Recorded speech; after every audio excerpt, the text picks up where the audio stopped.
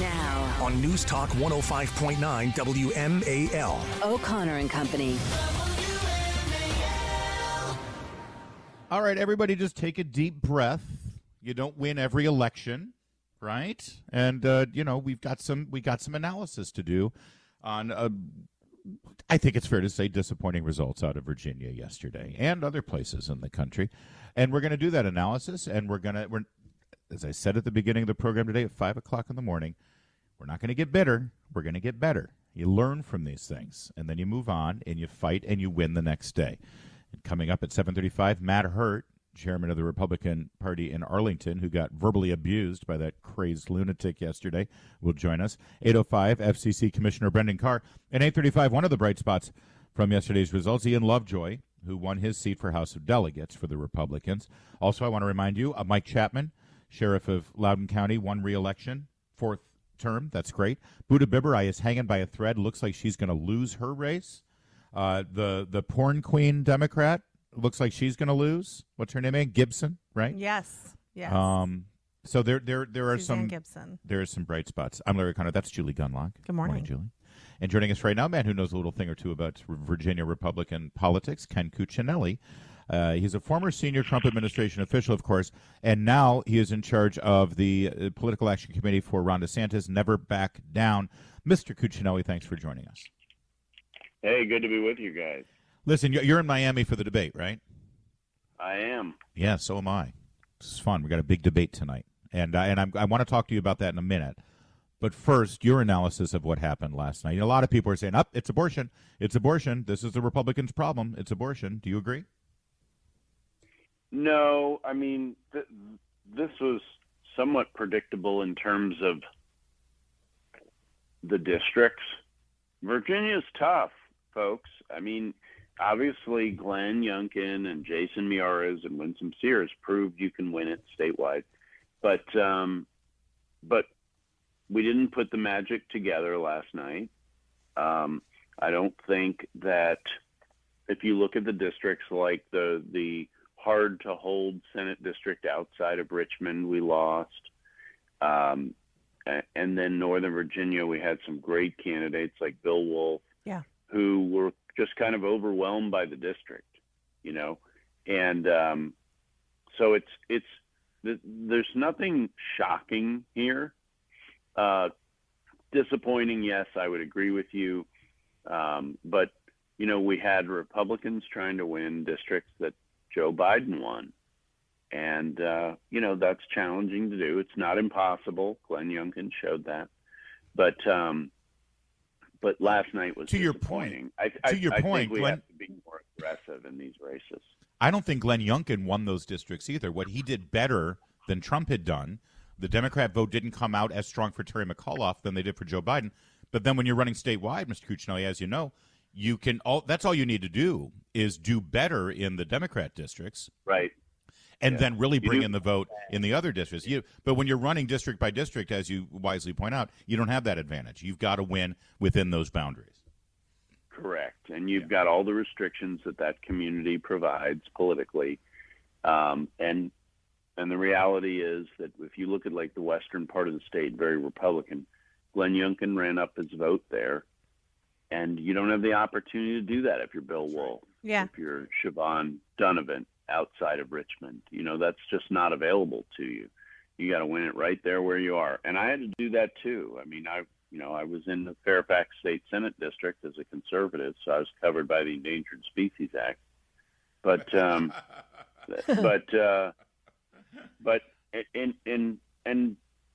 can be done. I did it. But that doesn't mean it's particularly easy. And when you look statewide and to see other reasonable results, it looks like Buddha Bibberai is going to lose. Oh, thank God. Mike, yeah. Oh my gosh. Known Buddha a long time. I didn't know she was that crazy. And Mike Chapman won re-election. Yeah. So, a Republican in Loudoun winning. Mike's done a great job. That's why Mike won re-election. Mike Chapman is an outstanding sheriff. And look, I know you mentioned the debate, and I'm going to use the Ron DeSantis example. Ron DeSantis didn't win by almost 20 points in the biggest swing state last year with a great campaign. He won because voters rewarded him for spectacular governance. And that's what happened to Mike Chapman in Loudoun County. He did a great job. That's why he won re-election. But if I can ask your opinion though on one thing, I felt like a lot of the Republicans that ran in Virginia were really trying to focus on the issues: crime, the economy, quality of life. But many Republicans, I think, in Virginia sort of avoided the abortion issue, and that's all the Democrats talked about. And the media. Do the Republicans, and this isn't just in Virginia, this is nationwide, is this a lesson about how Republicans need to at least be able to talk about this issue with ease, much like DeSantis does, about potential restrictions that are going to be put by states across the country? Do we need Republicans to understand they have to be able to communicate on this issue better? Well, yes, and I'd go a half step further and say you've got to be on the attack. I mean, look, what all of these people support is taxpayer-funded abortion up to the moment of birth. Yep. And our folks have got to be punching back on that hard over and over and over, because Virginians, Americans don't support that. They don't support that. And they do support parental consent. Yep. They do support health regulation of abortion clinics, which Virginia has a history of some awful ones. They need to be on the front foot, and they still try to avoid the issue entirely. And it doesn't mean this is all you talk about, but when this is the subject your opponent's attacking you on, you hit back, point out who the extremist is. And I think Glenn Youngkin, saying, look, I'd support a pain-capable ban, which would be around 15 weeks. That's a 70-30 position. And you've just got to call your opponents out on it. Like, on what's their wrong extremism. Yeah. Yes. Yep. And look, I did it on the floor of the Senate. When Roe v. Wade Day, each side would give remarks, and I did that a couple of times. We take turns doing it. But when you ask the other side questions, they won't answer them. Yeah. Well, Janet Howell, she's gone now, and an even crazier person is in her district, amazingly enough. When do you think life begins? They won't answer the question. They won't answer the question because they are against truth, and they're counting on the kind of fear and confusion that they successfully utilized through this 45-day election. Yeah. And we need to highlight it without abandoning all those issues like crime. Crime's real. And honestly, the Hamas terrorist attack on Israel has, strangely enough, brought a whole new angle to this. Yes. In the United States, we're seeing more mob violence. Yeah. And that's a very scary thing. That's a very scary type of crime. Yeah. And it's, and as we all know, only left-wing mobs get away with that. Right. They're fiery, Right. but mostly peaceful. 500 FBI agents investigating them. Ken Cuccinelli is our guest, and we're going to get a preview of tonight's Republican debate, and certainly from his perspective as head of Never Back Down, the super PAC supporting Ron DeSantis. But it was too easy to talk to you about Republican politics in Virginia this morning after the election. So can you stick with us a second? We're going to do a quick traffic check, and then we'll talk about the debate. Sure. Excellent. It is 7:15. WMAL traffic and weather. The new WMAL app has arrived. Download it today and listen anywhere in the world. Ken Cuccinelli joins us live from Miami with his sound machine. And we're talking about tonight's debate. It's, feel that conga going, man. It's Miami. My lightning blue blazer. Yes, Sure. I knew it. Doing his Desi Arnaz here with his Babalu. So we got 5 candidates. First of all, I'm looking forward to the fact that we've only got 5 candidates, so they're going to have more time to speak. The rules are going to be modified a bit to accommodate the fact that there's only 5 candidates. And Ken Cuccinelli, I got to think that national security and most specifically, security issues in the Middle East and our relationship with Israel is going to take center stage tonight. This is the first debate of Republican candidates post October 7th. Right. And there have been differences already between the candidates. So, whether it's refugees, how we handle people who are here on visas, level of support. On the Democrat side, of course, frankly, the Democrats are being divided amongst themselves over Israel. And it's how do you divide it over a terrorist attack? Yeah. I mean, we were just talking about Virginia, and I mentioned just how radical some of the people getting elected are. This is a reflection of that, folks. This is a reflection of it. This ain't your grandfather's Democrat Party. Yeah. They are electing nut job people who think that terrorists are the good guys. And, that'll be reflected in the debate tonight. Look, Ron DeSantis, even the Washington Post with 538.com, determined that DeSantis, just on the numbers, won each of the first two debates. He was the winner. I expect he's going to be the winner again tonight. He is spectacularly smart. He is the most accomplished person running for president in his space. Part of the reason I support him is he is literally the most accomplished conservative on conservative issues in our lifetimes. Of any chief executive, governor or president. And there are no exceptions to that. I mean, whether it's life, taxes, reducing Florida's debt by 25%, fighting for freedom in COVID, which was the non-Trump position, of course. He was facing off with the president who was pushing him to be more restrictive, and he refused to do it once the data began to show up. School choice, getting the woke crud out of our schools. He's literally the national leader on that subject. Inspired an entire parents movement, which Glenn Youngkin benefited from in Virginia. Army of Moms, Moms for Liberty, the whole protecting children in schools movement. And again, we were just talking about Loudoun County. Hold on. I know you're doing a good job for the candidate, but I got to say, I mean, we saw the parents movement begin in Loudoun County, Virginia. So one could argue that it did not begin in Loudoun County. It exploded in Loudoun County. But Ron DeSantis was fighting with Disney over this legislation to protect children before we had the 2021 election cycle. And, right, but it's reality. It started in the fall of 2020. Listen, I don't think any candidate needs to claim it started with me, it started with them. I think Governor DeSantis has a great track record on parents' rights. So does Governor Youngkin. We can promote Governor DeSantis without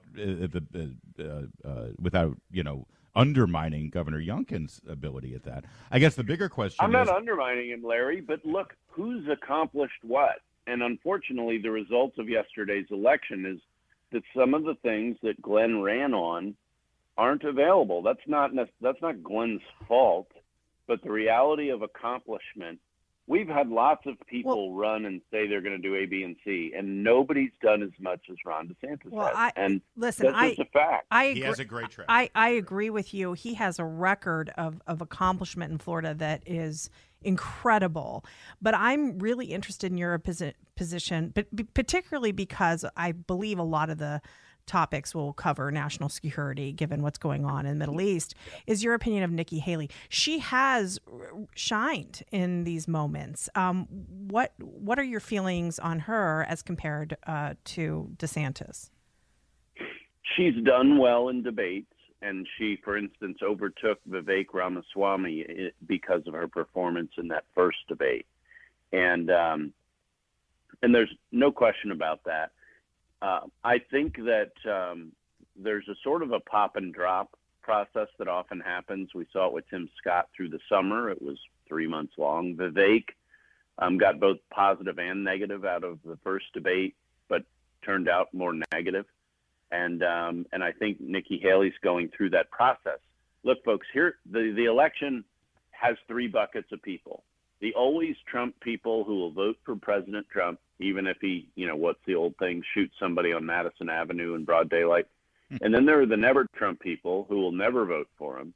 And then there's the folks who like me, who like a lot of what Trump got done, but really believe there are better options and we have to be able to put the drama behind us and so forth. And Trump competes for those people. DeSantis competes for those people. Nikki Haley doesn't compete for those people. Her votes are coming from the never Trump bucket only.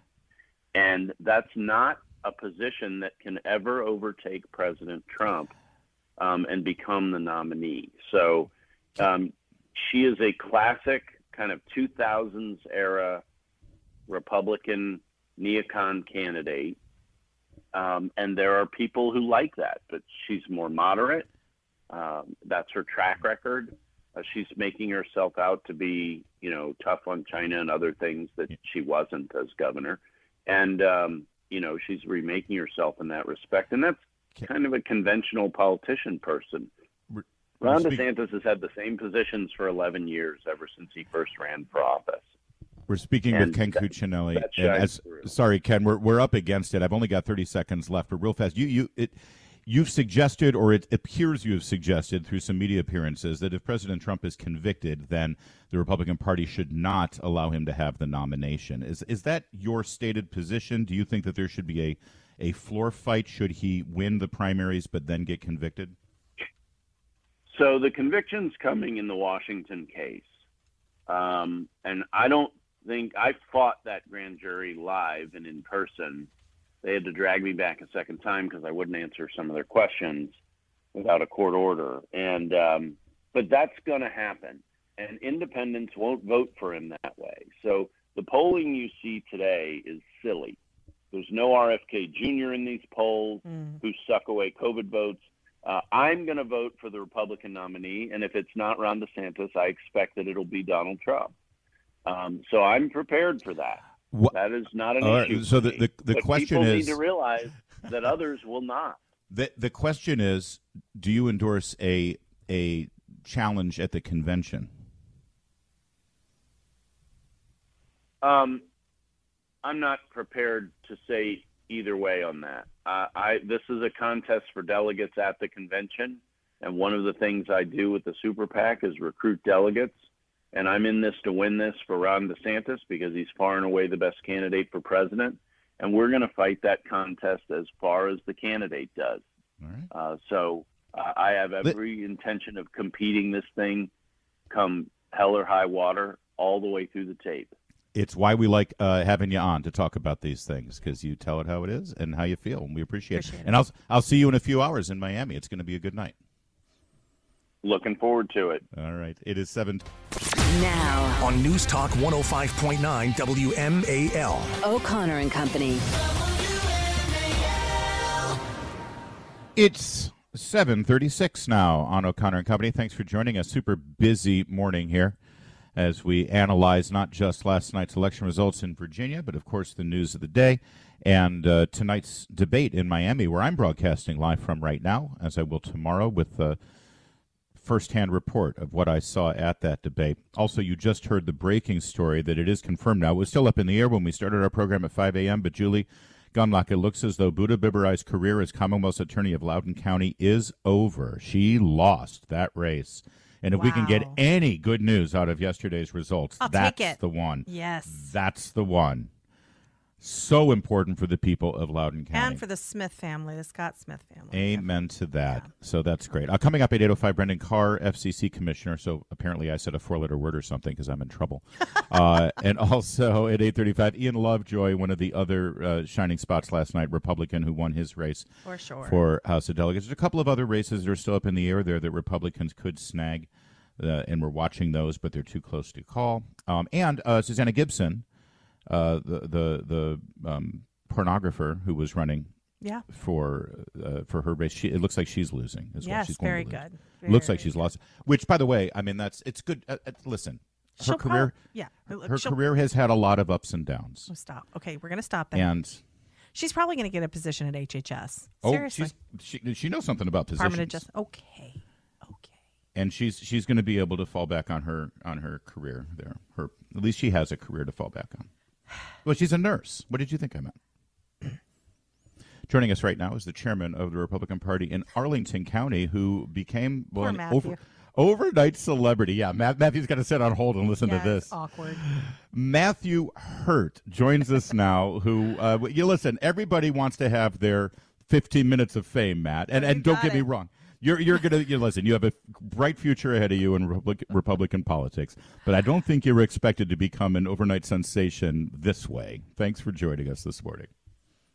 Well, Larry, Julie, thanks so much for having me. And yeah, what a wild election day in Arlington. The face of progressive voters in Arlington, the gentleman that I caught on camera yesterday. But it's a tremendous opportunity. And the election results are still coming in across the Commonwealth, but conservatives and Republicans have an opportunity to build from this and to take our message to many, many voters, because aside from the gentleman who flew off the handle yesterday, hundreds of Democrat voters in Arlington told me they were crossing party lines to vote for our candidate for county board because they're tired of one-party rule in Northern Virginia. And so that's my message this morning, Larry and Julie, and I'd love to just talk about that with you guys. We love that message. I do want to remind you, listen, the Democrats used fear, okay? And you saw all the ads going, MAGA fascist, MAGA fascist, MAGA extremist. Well, let's listen to the man who confronted you while you were peacefully volunteering in front of a polling place, legally, in a public space. Listen to this guy. This is the face and voice of the Democrats in Northern Virginia. Have a nice day. Rapist rights. Yeah. Involving yourself in people's families and bedrooms. It's pretty wild. Animal. You try to steal my vote next year, I'm gonna remember you personally. Thank you. In fact, I'm taking a picture of you. So let's pause it right there, if we could, Michael. Listen, we should be afraid of people like this, and this is, I've heard from so many Republicans, Matthew, in Northern Virginia. It's like, yeah, I have to deal with these people all the time, including you, Julie. Did you feel like that moment right there, I will come after you, I will remember you, I'm taking your picture? Did you feel like that was a personal threat? What I told Arlington County Police yesterday when I filed a report was that if the Democrat sample ballot poll greeter, the gentleman who is also in the video, had not been in proximity, I believe that gentleman would have physically assaulted me.